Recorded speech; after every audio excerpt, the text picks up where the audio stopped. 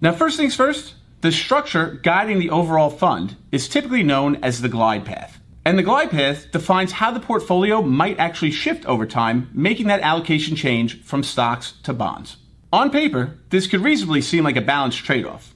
Have an allocation more towards stocks when you're earlier on in your career and might have a little more flexibility with things.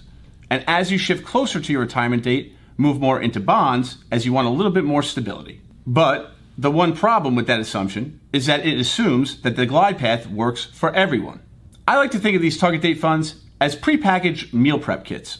You might save time, you don't have to go grocery shopping, and all of the ingredients show up prepackaged for you. However, if you prefer a little less salt, or a little more pepper, or you want to swap out the chicken for fish, that might not always be an option. The principal thought of target date funds is similar here, in that the allocation is essentially predetermined, and you're stuck with it regardless of if it fits your risk profile or your goals. Let's take a look at where this might come into play. Two investors, Investor A and Investor B, both own target date funds in the year 2040. However, their underlying exposure to the stock market could be completely different. Investor A's portfolio has an equity or stock exposure closer to 80%, while Investor B has equity or stock portfolio exposure closer to 65%. On their statements, they both see target retirement date 2040.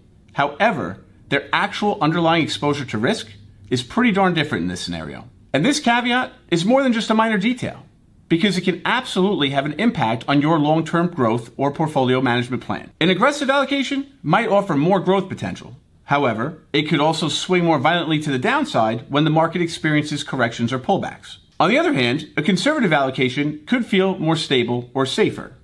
However, it could end up getting eroded by inflation over time, which could take away your purchasing power.